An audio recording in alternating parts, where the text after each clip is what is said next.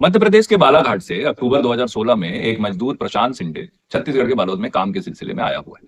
उसे रात को सांप ने काट लिया, मौत हो गई। सरकारी नियम के मुताबिक परिवार को 4 लाख रुपए मिलने थे, लेकिन मौत एक राज्य में हुई, घर दूसरे राज्य में। फाइल बालोद से बालाघाट और बालाघाट से बालोद घूमती रही। प्रशांत की पत्नी सुलेखा 9 साल तक दफ्तरों के चक्कर काटती रही। आखिरकार हाईकोर्ट को पूछना पड़ा कि यार एक असली मौत का मुआवजा देने में 9 साल क्यों लग रहे हैं। लेकिन इसी कंपनसेशन सिस्टम में एक दूसरी फाइल भी तो है। उस फाइल को 9 साल नहीं लगे, वो बार बार पास होती रही। एक ही आदमी सरकारी कागजों में 30 बार मरा। हर बार प्राकृतिक आपदा का शिकार हुआ, हर बार 4 लाख रुपए का रास्ता खुला, और 30वीं मौत तक भी किसी कंप्यूटर ऑफिसर या ट्रेजरी को यह शक नहीं हुआ कि ये एक आदमी एक बार नहीं 30 बार कैसे मर सकता है।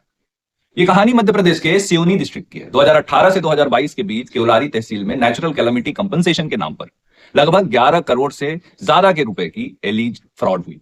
जांच में पैसा 47 बैंक अकाउंट्स तक पहुंचने की बात सामने आई है। किसी को 30 बार, किसी को 29 बार, किसी को 28 बार मरा हुआ दिखाया गया। अब सवाल ये नहीं है कि फ्रॉड किसने किया, सवाल ये है कि इतने बार ये फ्रॉड कैसे हो सकता है।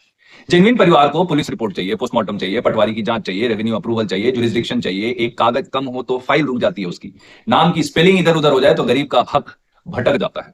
लेकिन सिवनी की जांच में डेथ सर्टिफिकेट, पोस्टमार्टम रिपोर्ट और पुलिस वेरिफिकेशन के बिना क्लेम्स पास होने की बात सामने आई।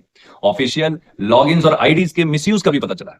पैसा बेनिफिशियरीज के परिवार को नहीं, बल्कि जो आरोपी क्लर्क थे उनके दोस्तों परिचितों के अकाउंट तक पहुंचा।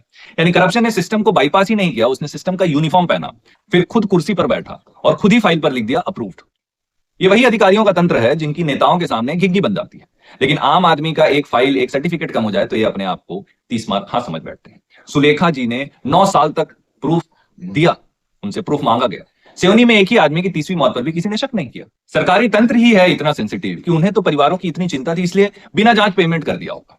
आप सोचेंगे कि सिवनी में शायद सॉफ्टवेयर से हो गया होगा, ग्लिच होगा, लेकिन ये कड़ी आगे आके जुड़ रही है अब छत्तीसगढ़ के बिलासपुर में। विधानसभा में सवाल उठाने के बाद बिलासपुर पुलिस ने एक ऐसा सिंडिकेट का खुलासा किया है जो अपने आप में सिवनी के ही रास्ते पर चलता है। आरोप है कि doctor, revenue staff, lawyers, home guard और बैंक से जुड़े लोग मिलकर मेडिकल और रेवेन्यू रिकॉर्ड्स में हेराफेरी करते थे।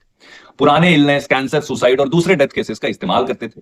पोस्टमार्टम रिपोर्ट में कॉज बदलकर स्नेक बाइट लिख देते थे। पुराने रिकॉर्ड्स, फेक सील्स और फर्जी सिग्नेचर के थ्रू क्लेम्स पास कराते थे। पुलिस ने 16 सस्पेक्टेड क्लेम्स में करीब 64 लाख रुपए का गबन का पहचान किया। सिवनी में डॉक्यूमेंट्स गायब थे। बिलासपुर में आरोप है कि डॉक्यूमेंट फर्जी बनाए गए। एक जगह चौकीदार सो रहा था, दूसरी जगह चौकीदार पर ही चोरी में शामिल होने का आरोप है। सरकार कह सकती है कि भैया जांच हो रही है, अरेस्ट हो जाएंगे, सिस्टम ने आखिर फ्रॉड पकड़ लिया ना, आप इस बात का शुक्र मनाइए। ये बात सही है, लेकिन ऑडिट 4 साल बाद आए और वही वो मजदूर की विधवा औरत जिसने 9 साल हाईकोर्ट का दरवाजा खटखटाया। ऐसे में इस सिस्टम की जीत का जश्न थोड़ा निष्ठुर लगता है।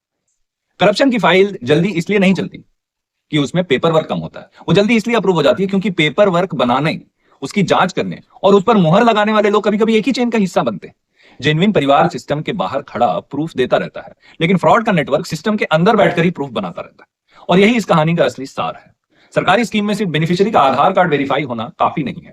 फाइल अप्रूव करने वाले हर ऑफिसर की जिम्मेदारी भी वेरीफाई होनी चाहिए। किस लॉगिन से क्लेम डाला गया, किसने बिना पोस्टमार्टम पेमेंट अप्रूव किया, एक ही नाम बार बार आए तो अलर्ट क्यों नहीं बजा, और गलत पेमेंट होने पर पैसा किस अफसर से रिकवर हुआ। जब तक इन सवालों का जवाब किसी एक जिम्मेदार व्यक्ति के नाम से नहीं जुड़ेगा, तब तक सस्पेंशन और ट्रांसफर सिर्फ आंख में धूल झोंकने का काम है, ये कोई सजा नहीं है। प्रशांत सिंडे को सांप ने एक बार काटा था, उनकी पत्नी को सिस्टम ने 9 साल तक तड़पाया। सिवनी में कागजों पर एक आदमी 30 बार मरा और हर मौत पैसा बनाने का जरिया बनी। स्कीम का मकसद गरीब की मुसीबत कम करना था, उसके परिवार को मदद पहुंचाना था। लेकिन जब असली मौत दफ्तर में शक बन जाए और नकली मौत इनकम का सोर्स, तब दिक्कत सिर्फ कुछ भ्रष्ट लोगों में नहीं रहती, दिक्कत उस व्यवस्था, उस सिस्टम में हो जाती है जो जनता से हर बात का प्रमाण मांगती है, लेकिन अपनी अधिकारियों से जवाबदेही मांगने की उसकी हिम्मत नहीं होती। इसलिए सवाल सिर्फ ये नहीं है कि 11 करोड़ किसने लूटे, सवाल यह है कि अगली सुलेखा को मुआवजा के लिए 9 साल लड़ना ना पड़े, इसकी गारंटी कौन लेगा। आपके आसपास भी अगर ऐसी कोई जेन्युइन मुआवजे, पेंशन या वेलफेयर क्लेम जो सालों तक रुका हो, तो आप उसे कमेंट में अपने डिस्ट्रिक्ट और स्कीम का नाम लिखकर जरूर बताएं। हो सकता है कि अगला वीडियो उस फाइल पर हो जिसे सिस्टम ने दबा दिया, लेकिन जनता अब तक नहीं भूली है। नमस्कार।